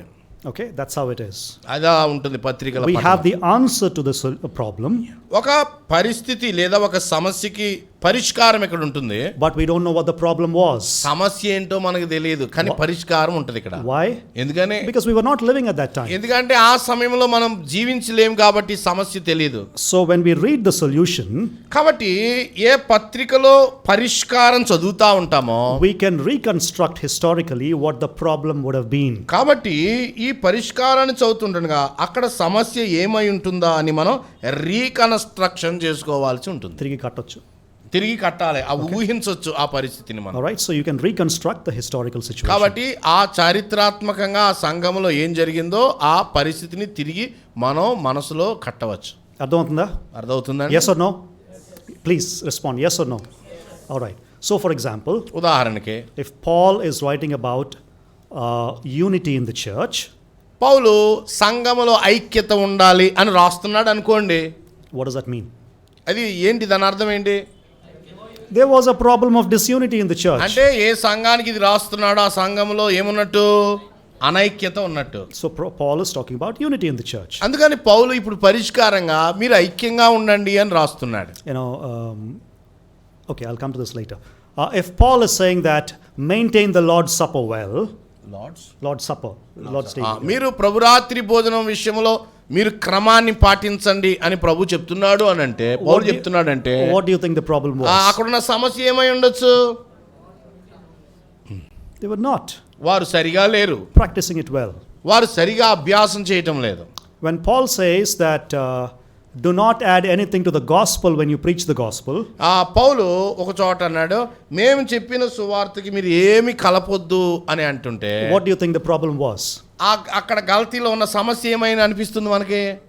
Means they were adding to the gospel. అంటే కొంతమంది సువార్తకి ఏం చేస్తున్నారు? కొంత కలుపుతూ ఉన్నారు. Okay, so we have the solution to the problem. కాబట్టి పత్రికలలో పరిష్కారం మొదట మనకు కనబడుతుంది, but we don't know what the problem was. కానీ ఆ పరిష్కారం ఇవ్వడానికి గల సమస్య ఏంటో మనకు తెలియదు. But looking at the solution, పరిష్కారాన్ని చదువుతూ ఉండగా we can reconstruct what the problem would have been. సమస్య ఏమై ఉంటుందో మనం మనసులో ఊహించవచ్చు. అర్థమైందా? Yes? Okay, so I'm just looking at the theoretical aspects and then we'll get to the practical things. నేను మొదటిగా సిద్ధాంతపరమైన విషయాలు చెప్పి ప్రాక్టికల్ అంశం దగ్గరికి రాబోతున్నాను. Number 1, మొదటిది, they were comparable, the New Testament letters were comparable to the ancient letters. ఒకటి, ఆనాడు ఉన్నటువంటి ఆ సెక్యులర్ వరల్డ్ లో ఉన్న ఉత్తరాల రచనా శైలికి పత్రికల ఉత్తరాల రచనా శైలి అవి దాదాపుగా సమానం. Okay, but the New Testament letters were usually longer than their secular letters. కానీ ఒక్క తేడా ఏమిటంటే ఆనాడు వ్యవహారంలో ఉన్న ఉత్తరాల కంటే క్రొత్త నిబంధన ఉత్తరాలు సుదీర్ఘంగా ఉంటాయి. What is the second one? రెండవ point, they were authoritative substitute for the very personal presence of the apostles. ఒక లేదా అపోస్తుల తరఫున అధికారం కలిగిన ఉత్తరాలు అవి. For the very personal presence of the apostles. అపోస్తులే ఉండి మాట్లాడుతున్నట్టుగా ఉన్నవి ఉత్తరాలు అవి. That's a good translation. Number 3. మూడవది, they were situational or occasional letters. ఉత్తరాలన్నీ ఒక పరిస్థితిని అడ్రస్ చేస్తూ రాయబడ్డాయి. Which means దాని అర్థం there was a problem, సమస్య ఉంది, or some doctrine, ఏదో ఒక సిద్ధాంతం చెప్పబడాల్సింది, or some practical issue, లేదో ఒక విషయం చక్కబెట్టాల్సింది అక్కడ, that required or necessitated the writing of this letter. ఆ విషయాల కొరకై పత్రిక రాయాల్సి వచ్చింది. Okay. Number 4. నాలుగవది, they were carefully written and delivered. అవి శ్రద్ధగా రాయబడి పంపించబడ్డాయి. They were carefully written and delivered. ఉత్తరాలు శ్రద్ధగా రాయబడి పంపించబడ్డాయి. Now if you go to a good seminary, you have New Testament departments. Seminary. ఏదైనా ఒక సెమినరీకి వెళ్తే, good seminary, మంచి సెమినరీకి వెళ్తే you have the New Testament department there. అక్కడ కొత్త నిబంధన విభాగం అనేది so there's a lot of studies that go on about how the letters were composed and carefully delivered. ఏ విధంగా పత్రికలు రాయబడ్డాయో, పొందుపరచబడ్డాయో, పంపించబడ్డాయో అక్కడ మీకు దొరుకుతాయి. Okay, but I don't want to get into all the details. అవన్నీ వివరాల్లోనికి నేను వెళ్ళటం లేదు కానీ, but I want to say that it's a very complex process. అయితే దీనిలో క్లిష్టంగా ఉన్న ఒక ప్రక్రియ ఉంది. దాన్ని నేను no, the entire thing is a very complex process. నిజానికి అంతా కూడా క్లిష్టంగా ఉంటుంది. మీరు అర్థం చేసుకోవాలంటే రాయబడి పంపించబడింది అనేది. The process was carefully done. ఆ రాయబడి పంపించడం అనేది చాలా శ్రద్ధగా జరిగింది. Paul did not carelessly write some document and send it. పౌలు ఏదో ఒక దాన్ని రాసేసి పంపించేలేదు. Every word was carefully chosen. ప్రతి పదం దానిలోది శ్రద్ధతో ఎంపిక చేయబడింది. And sometimes కొన్నిసార్లు the New Testament writers use some things called secretaries. కొంతమంది Secretaries. to write. సెక్రటరీలు ఉంటారు కొన్నిసార్లు కొంతమందికి. Okay, for example, Paul had secretaries who could write for them and Paul dictated it. పౌలు చెప్తూ ఉంటే రాసేవాళ్ళు పౌలు దగ్గర ఉండేవాళ్ళు. Okay, in technical language it's called amanuensis. You don't need to study that, but amanuensis అంటారంటే టెక్నికల్ పదాలు. for example, somebody very close to Paul, పౌలుకి బాగా దగ్గరగా ఉన్న ఒక వ్యక్తి, somebody that he discipled, పౌలు చేత శిష్యరికం, పౌలు చేత పెంచబడిన వాడు, he would write down the letter. పౌలు చెప్తుంటే అతడు రాస్తాడు. And Paul would look at the letter again. పౌలు ఆ ఉత్తరాన్ని మళ్ళీ చూస్తాడు. Okay, I want you to correct this and change this. ఇదిగో ఇక్కడ నేను దీన్ని మారుస్తున్నాను. And it's all fine-tuned and carefully written.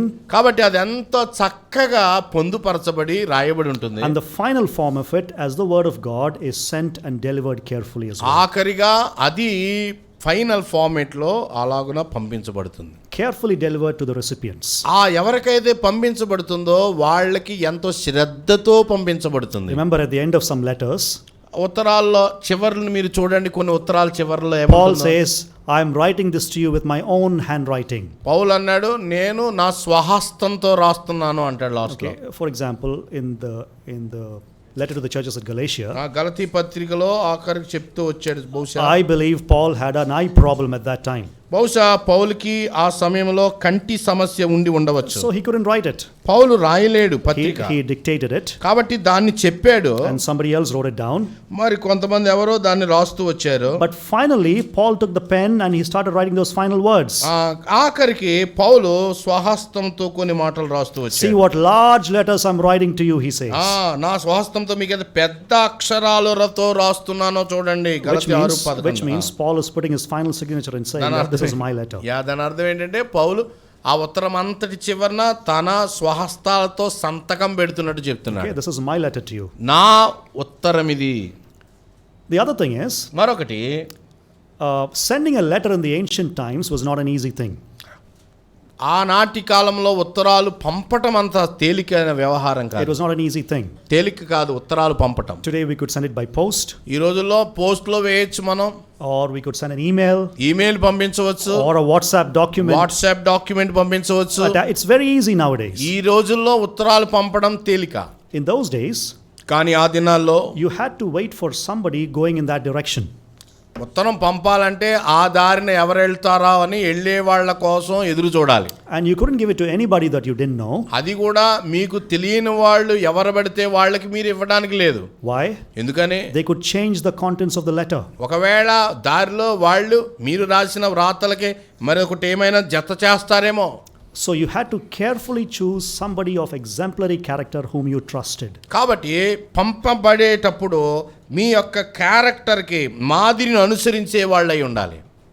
That's why Paul handpicked some people who delivered his letters. అందుకనే పౌలు తాను రాసిన ఉత్తరాలు పంపడానికి ఆయన కొంతమందిని మాత్రమే ఎంపిక చేసుకున్నాడు. For example, Romans was delivered by a sister called Phoebe of Cenchrea.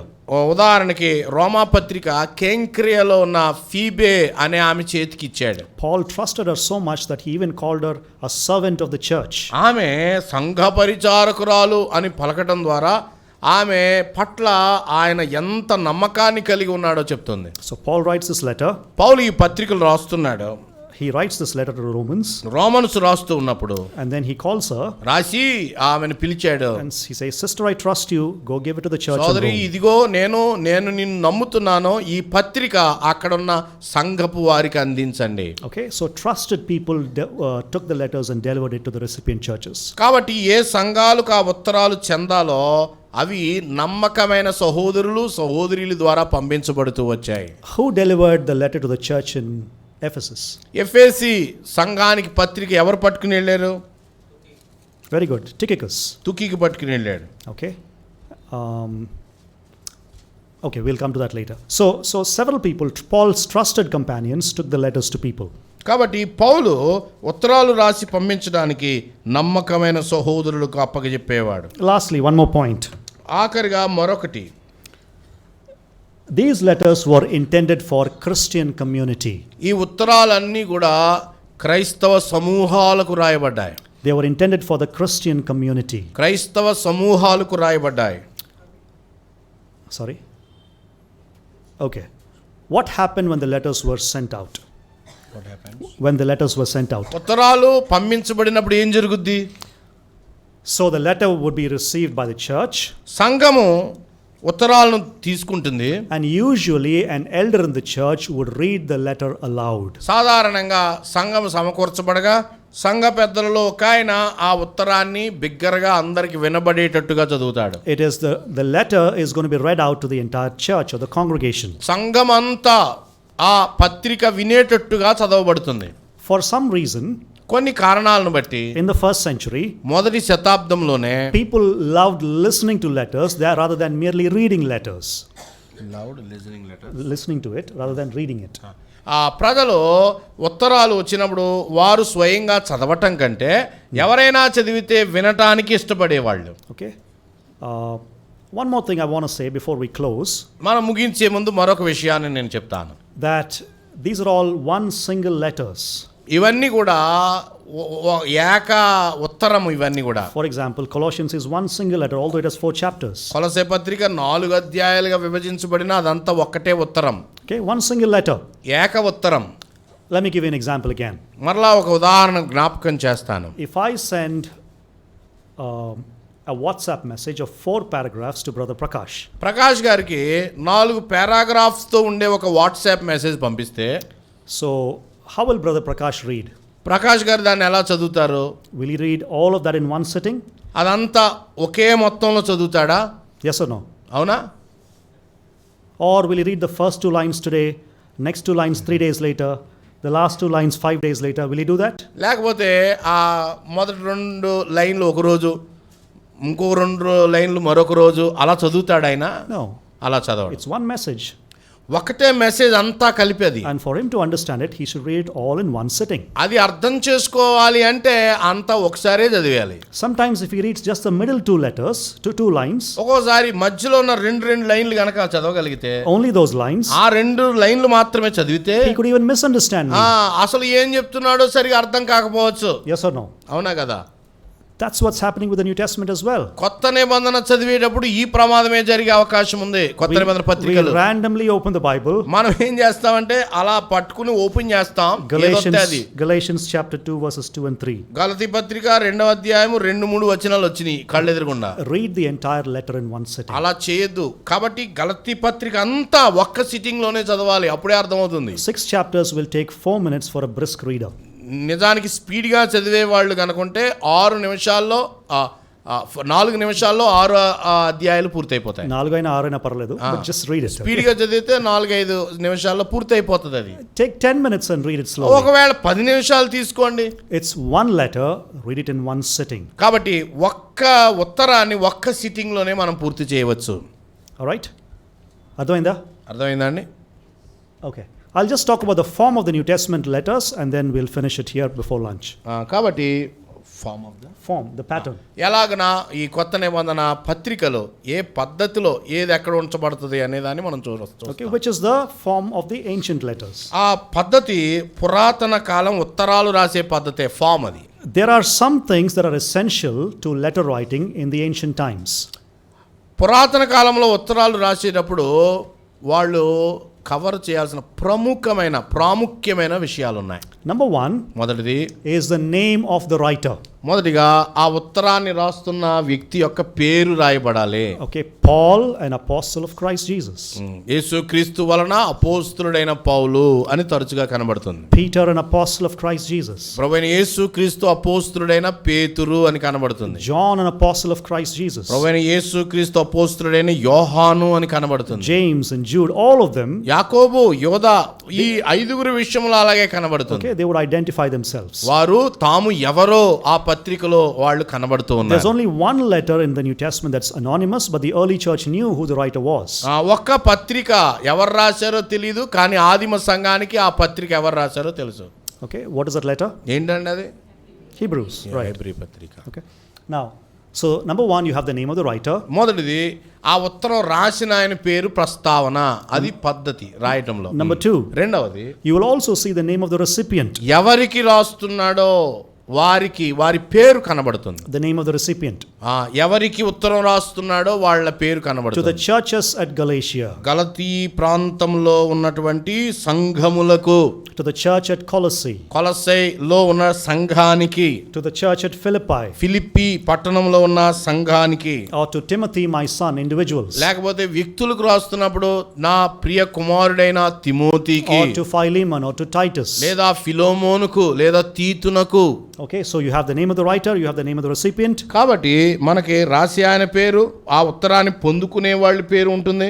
Number three, you have a greeting. మూడవది వారికి శుభాలు రాస్తూ వచ్చాడు. Greetings.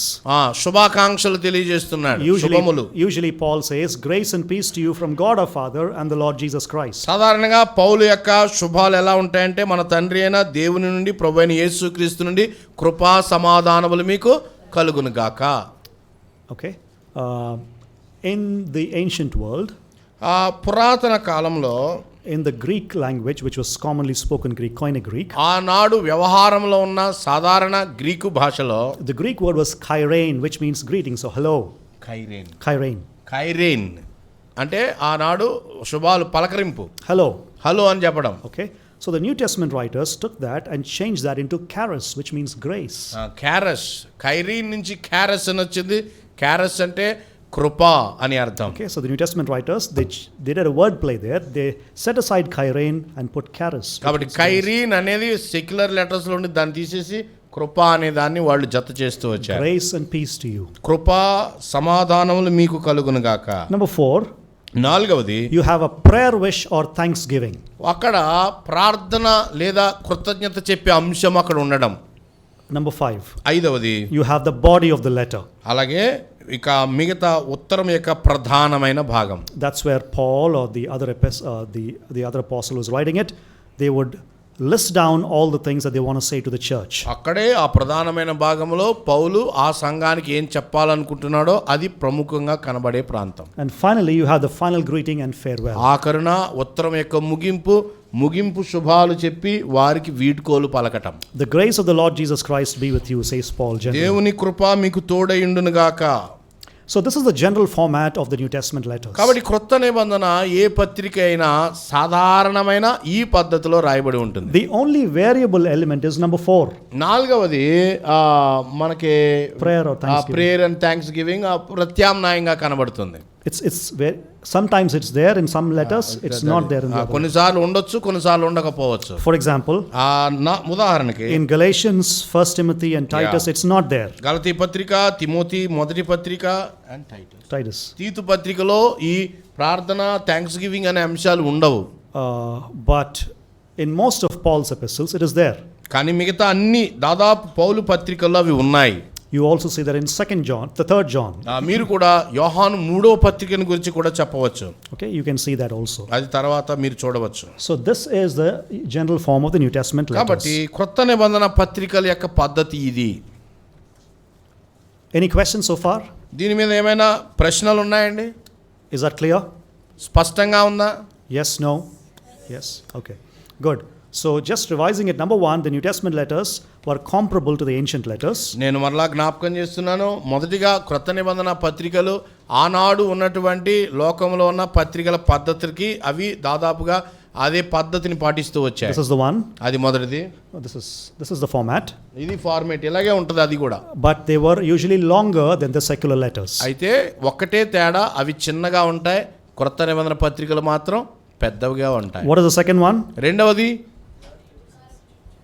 they are authoritative substitutes for the personal presence of the apostles. అపోస్తులు వారి యొక్క అధికారంతో పంపబడిన పత్రికలు అవి. Number 3, మూడవది, they were situational or occasional letters. అవి ఒక పరిస్థితిని, ఒక సందర్భాన్ని ఉద్దేశించినవి పత్రికలు. Number 4, నాలుగవది, they were carefully written and delivered. అవి ఎంత శ్రద్ధగా రాయబడి పొందుపరచబడి అంతిమంగా పంపించబడ్డాయి. Number 5, ఐదవది, they were written for the Christian community. అవి క్రైస్తవ సంఘాలకు మాత్రమే రాయబడ్డాయి లేదా వ్యక్తులకు మాత్రమే రాయబడ్డాయి. Okay, so this is the theoretical aspect of it. నిజానికి ఇదంతా కూడా సిద్ధాంతపరమైన భాగం మనం చూసాం. In the afternoon, after lunch, lunch తర్వాత whenever my session is, నా సెషన్ ఉన్నప్పుడు we look at a passage as to how we can look at and understand that passage in the epistles. క్రొత్త నిబంధన పత్రికలలో ఒక భాగాన్ని తీసుకుని ఏ విధంగా మనం ధ్యానం చేయవచ్చు అనే పద్ధతిని మనం లంచ్ తర్వాత చూడబోతున్నాం. Okay. Any questions? ప్రశ్నలు ఏమైనా ఉన్నాయా?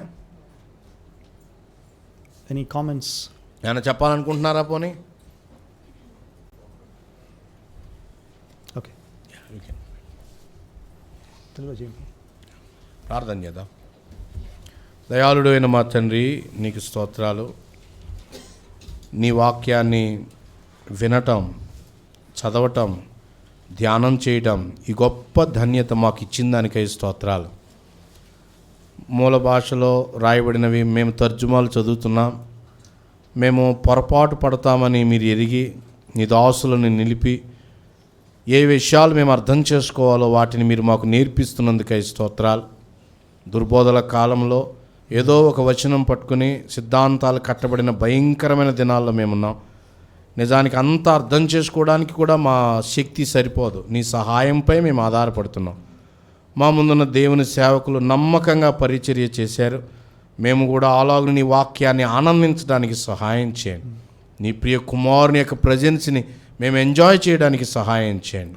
మా వ్యక్తిగత బైబిల్ స్టడీస్ని ఇంకనూ దీవించండి. వాక్యం అందిస్తున్న నీ దాసుని కనికరించండి. మరొక తరగతికి సిద్ధం చేయండి. ఆరోగ్యంతో నింపండి. మేము శ్రద్ధగా నీ నాయన సన్నిధికి వచ్చి మరలా నేర్చుకోవడానికి మరొక తరుణం కొరకై నీ వైపు చూస్తూ యేసు ప్రభు నామములో ప్రార్థన చేయుచున్నాము తండ్రి.